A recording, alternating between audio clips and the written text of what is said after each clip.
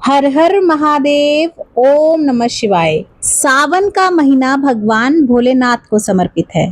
भगवान भोलेनाथ की कृपा पाने के लिए आप सावन के महीने में शिव जी का पूजन करते हैं। लेकिन अगर आप मिट्टी के शिवलिंग का पूजन करते हैं, पार्थिव शिवलिंग बनाकर उस पर जल अभिषेक करते हैं, तो उसका महत्व 1000 गुना बढ़ जाता है। आज की इस वीडियो में हम यही देखेंगे कि आप घर पर रोज पार्थिव शिवलिंग बनाकर पूजन कैसे कर सकते हैं, विसर्जन कैसे कर सकते हैं। तो चलिए सबसे पहले थाल तैयार कर लेते हैं। यहाँ मैं ये दूध ले रही हूँ और दूध आप कच्चा ही लीजिएगा, उबला हुआ मत लीजिएगा। साथ ही में हम बेलपत्र ले लेंगे।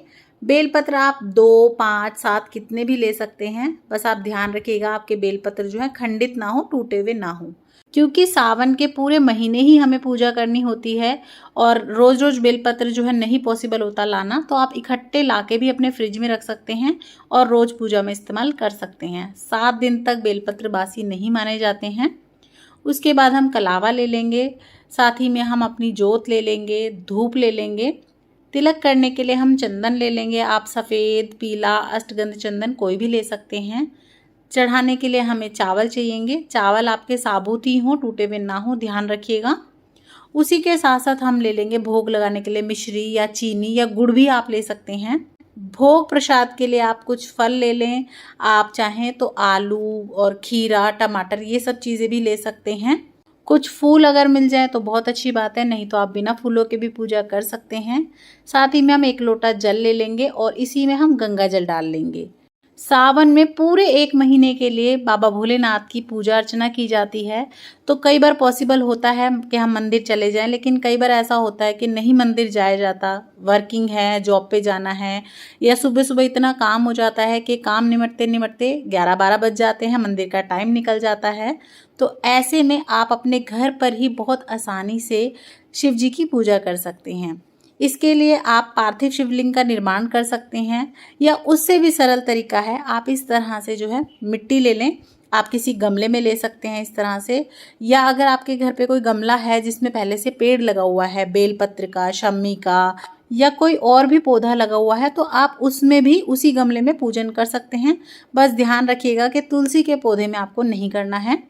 या कोई कच्ची जगह है, मिट्टी की जगह है, क्यारी है आपके यहाँ पे, तो आप उसमें भी पूजन कर सकते हैं। बस आप ध्यान रखिएगा कि मिट्टी साफ सुथरी होनी चाहिए। जिस जगह पूजन करें वो साफ सुथरी जगह होनी चाहिए। वहीं से हम थोड़ी सी मिट्टी लेंगे और इस तरह से जो है शिवलिंग की आकृति बना देंगे, एक पिंडी सी बना लेंगे, और ये हमारे जो है शिवलिंग का निर्माण हो गया। अब सबसे पहले हम जल से इनका अभिषेक करेंगे। जल में गंगा जल मैंने डाल लिया था। उसके बाद हम दूध से अभिषेक करेंगे और उसके बाद एक बार फिर से हमें गंगा जल से अभिषेक करना है। तो इसी तरह से 3 बार अभिषेक किया जाता है। पहले शुद्ध साफ जल से, उसके बाद आप कच्चा दूध ले सकते हैं या चरणामृत ले सकते हैं, या फिर आप गन्ने के रस से भी अभिषेक कर सकते हैं। और उसके बाद फिर से हमें एक बार साफ जल से पूरा अच्छे से स्नान कराना होता है। उसके बाद हम तिलक कर देंगे चंदन से। उसके बाद हम अक्षत अर्पण कर देंगे। और आप ध्यान रखिएगा आपके चावल टूटे हुए ना हों। और अगर आप अपनी मनोकामना मांगना चाहते हैं तो मनोकामना मांग के आप चावल अर्पण कीजिएगा। भगवान भोलेनाथ आपकी जो मनोकामना है वो बहुत ही जल्दी पूर्ण करेंगे। उसके बाद हम वस्त्र रूपी कलावा अर्पण कर देंगे। उसके बाद हम बेलपत्र अर्पण करेंगे। जब आप बेलपत्र चढ़ाते हैं तो इस तरह से पीछे से उसकी डंडी तोड़ दें, और जो पत्ते की चिकनी साइड है वो आप शिवलिंग पे टच करते हुए इस तरह से आप अर्पण कर दें। इसी तरह से आप 1, 2, 5, 7 बेलपत्र अर्पण कर दें भगवान भोलेनाथ को। इसके अलावा शमी वृक्ष है, धतूरा है, भांग है, अगर ये चीज़ें भी आपको मिल जाए तो ज़रूर से अर्पण कर दें। उसके बाद हम हमारा दिया जोड़ लेंगे। तो यहाँ मैंने जोत जोड़ ली है। जोत के हाथ जोड़ लें इस तरह से। जोत का भी आप अच्छे से पूजन कर लें, तिलक वगैरह लगा दें।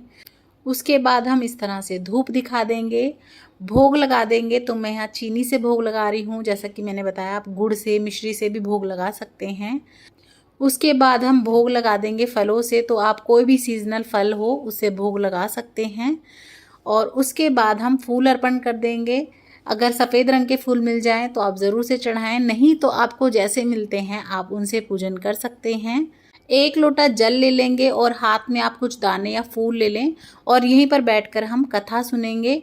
आप चाहें तो भगवान के नाम की जो है माला कर सकते हैं, ओम नमः शिवाय की, या फिर आप जो है शिव पुराण पढ़ सकते हैं।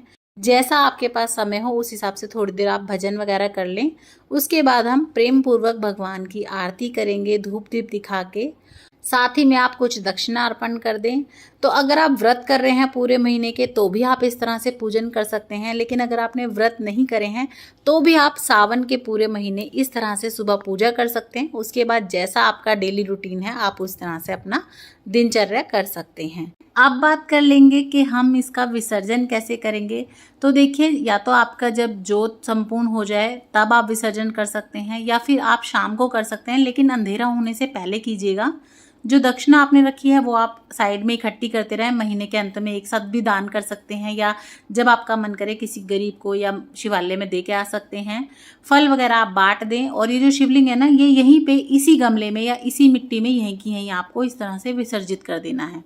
पर ध्यान रखिएगा अंधेरा होने से पहले ही करना है, या अपनी पूजा के 1-2 घंटे बाद भी आप कर सकते हैं। ये पूजन आप सुबह भी कर सकते हैं और आप प्रदोष काल में शाम को भी कर सकते हैं, दोनों ही समय सही हैं। तो आपको ये सरल सी विधि कैसी लगी कमेंट करके ज़रूर बताइएगा। वीडियो पसंद आई हो तो लाइक शेयर सब्सक्राइब करें और कमेंट बॉक्स में ओम नमः शिवाय ज़रूर लिखें।